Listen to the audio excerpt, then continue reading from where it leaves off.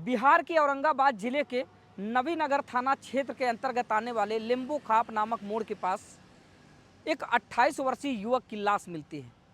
वहां के स्थानीय लोगों के द्वारा नवीनगर थाने में सूचना दी जाती है। बताया जाता है कि सर, लिंबू खाप मोड़ के पास एक लगभग 28 वर्षीय युवक की लाश पड़ी है। बस सूचना मिलते ही जो नवीनगर थाने की फोर्स होती है वो मौके वारदात पर पहुंचती है और पहुंचने के बाद बॉडी का पंचनामा कर पोस्टमार्टम के लिए भेज देती है। अब पुलिस उधर बॉडी का पंचनामा कर पोस्टमार्टम के लिए भेजती है, लेकिन अभी पुलिस के सामने बहुत सारे सवाल खड़े थे। पहला सवाल, मृतक युवक कौन है? मृतक युवक कहाँ का रहने वाला है? मृतक युवक की मौत का कारण क्या है? कौन है वो लोग जो इसकी मौत के जिम्मेदार हैं? बस इन सारे जवाबों को तलाशने के लिए पुलिस अब जुट जाती है और उसके बाद एसआईटी की टीम का गठन करती है, सर्विलांस की टीम का गठन करती है, खुफिया, एलआईयू, यानी कि हर तरह से अब पुलिस ये जानना चाह रही थी कि दरअसल जो मरने वाला युवक है वो कौन है, कहाँ का रहने वाला है और उसकी मौत का कारण क्या है, जिसके लिए पुलिस इन सारी टीमों का गठन कर देती है। आखिरकार पुलिस की मेहनत रंग लाती है और उस मृतक युवक की पहचान प्रियांशु सिंह के तौर पर होती है। मृतक युवक प्रियांशु सिंह की मौत से जुड़ा हुआ एक नाम उभर कर सामने आता है, गुंजा सिंह का। कौन थी ये गुंजा सिंह? प्रियांशु सिंह से गुंजा के क्या संबंध थे? क्या थी ये पूरी कहानी? आइए इस पूरी वीडियो में विस्तार पूर्वक जानने और समझने का प्रयास करते हैं। तो नमस्कार दोस्तों, दर्शक न्यूज़ 24 ऑफिशियल में आप सब लोगों का बहुत बहुत स्वागत है। आज की जो सच्ची कहानी मैं आप लोगों के समक्ष लेकर उपस्थित हूँ, यह बिहार राज्य के औरंगाबाद जनपद के नवीनगर थाना क्षेत्र की है। नवीनगर थाना क्षेत्र के अंतर्गत आने वाले लिंबू खाप नामक एक मोड़ के पास 28 वर्षीय युवक की लाश मिलती है। वहां के स्थानीय लोगों के द्वारा नवीनगर थाने में जाकर सूचना दी जाती है कि सर, लिंबू खाप मोड़ के पास एक लगभग 28 वर्षीय युवक की लाश पड़ी है। नवीनगर थाने की फोर्स मौके वारदात पर पहुंचती है और पहुंचने के बाद बॉडी का पंचनामा कर पोस्टमार्टम के लिए भेज देती है। उधर पुलिस के सामने अब कई बड़े सवाल खड़े होते हैं।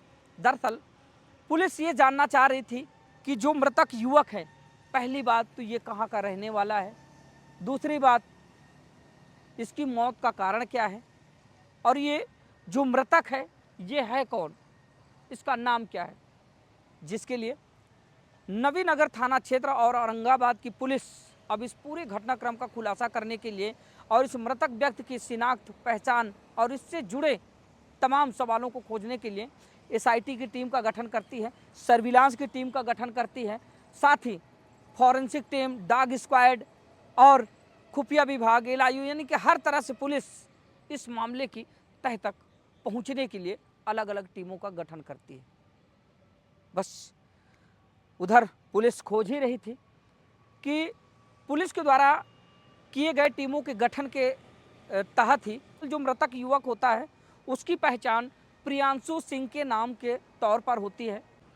फिर से वही पुलिस के द्वारा गठित की गई टीमें लगातार इस पूरे प्रकरण के खुलासे के लिए मेहनत कर रही होती है। तभी एक नाम उभर कर सामने आता है, गुंजा सिंह। कौन थी गुंजा सिंह? गुंजा सिंह का इस मृतक युवक प्रियांशु सिंह से क्या संबंध थे? दोस्तों, जैसे ये नाम प्रकाश में आता है तो औरंगाबाद पुलिस और नवीनगर थाना की पुलिस इस गुंजा सिंह नाम की युवती को उठाते हैं और उठाने के बाद इस मामले के तह तक जाने के लिए उससे पूछताछ शुरू करती है। पहले जो गुंजा सिंह होती है वो पुलिस को गुमराह करती है।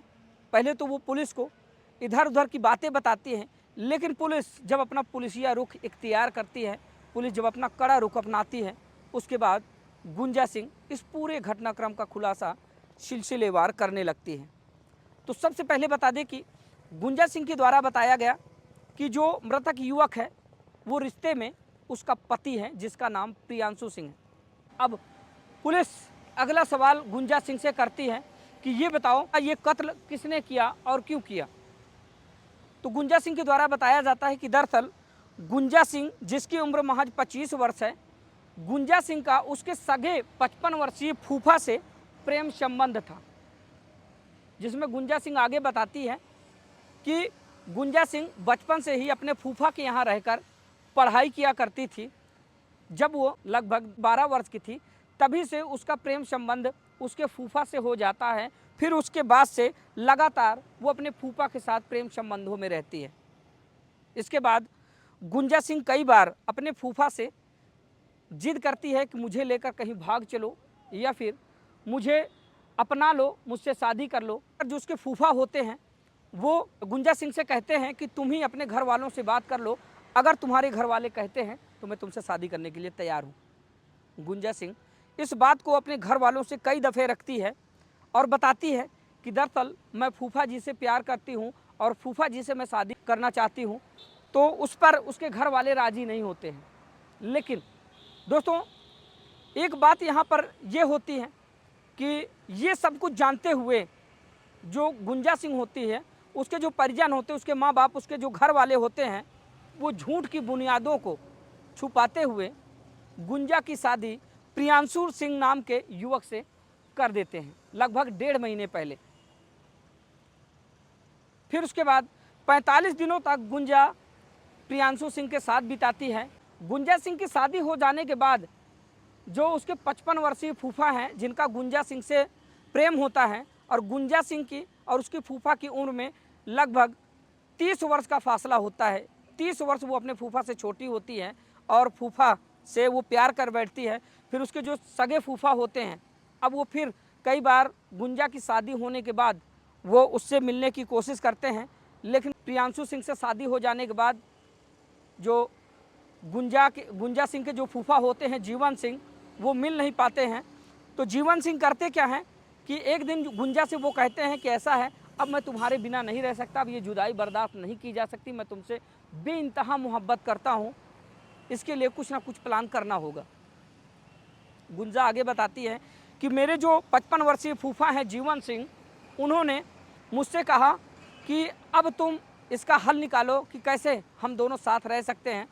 तो जो गुंजा होती है वो अपने फूफा जीवन सिंह के साथ मिलकर इस पूरे घटनाक्रम को प्लान करती है और एक अच्छे समय का इंतज़ार दोनों कर रहे होते हैं कि वो दिन आ गया होता है जब गुंजा सिंह का पति प्रियांशु सिंह अपने बहन के यहाँ आया हुआ होता है। और बहन के यहाँ से आकर जब वो वापस जाता है तो जब नबी नगर स्टेशन वो पहुँचता है तो अपनी पत्नी गुंजा को फ़ोन कर वो बताता है कि दरअसल मुझे देर हो गई है और यहाँ से कोई संसाधन नहीं मिल रहा, आप जो है किसी को बाइक लेकर भेज दो जिससे मैं घर आ जाऊँ।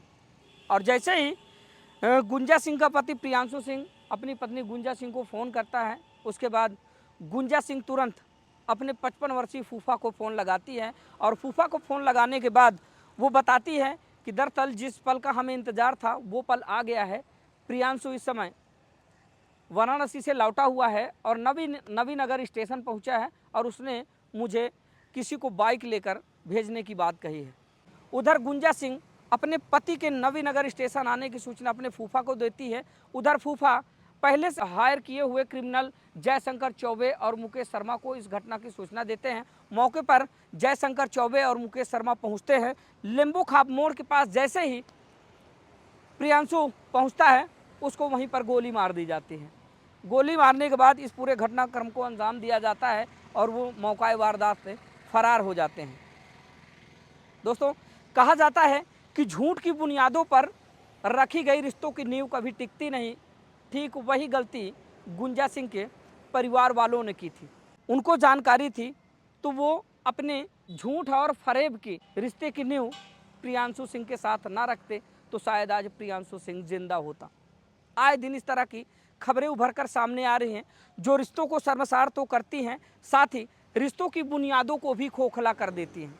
प्यार जैसे पवित्र शब्द को इस समय अगर देखा जाए तो ज़्यादातर रिश्तों की बुनियादों की साख पर रखकर बदनाम किया जा रहा है, शर्मसार किया जा रहा है। कहीं चाची को भतीजे से प्यार हो जाता है, कभी मामी को अपने भांजे से प्यार हो जाता है, कहीं बाप को अपनी बेटी से प्यार हो जा रहा है, तो कहीं लड़कों को अपनी मौसी से प्यार हो जा रहा है और इधर गुंजा सिंह को अपने सगे 55 वर्षीय फूफा जीवन सिंह से प्यार हो गया। तो दोस्तों ऐसी कहानियों को, ऐसी घटनाओं को सुनाने का मकसद किसी को हताहत करना या फिर परेशान करना नहीं है, किसी का दिल दुखाना नहीं है, बल्कि आपको जागरूक करना है आपको सचेत करना है कि समाज में घट रही आए दिन ऐसी घटनाओं से आप लोग सबक लें, सीख लें, ताकि आप लोगों से इस तरह की कोई गलती ना हो जिसके चलते आपका आन मान सम्मान, आपके परिवार, आपके नाते रिश्तेदारों के आन मान सम्मान में किसी भी तरह की कोई आँच आए। आज की ये कहानी यहीं पर समाप्त करते हैं, फिर से मिलते हैं किसी नई खबर के साथ। तब तक के लिए नमस्कार।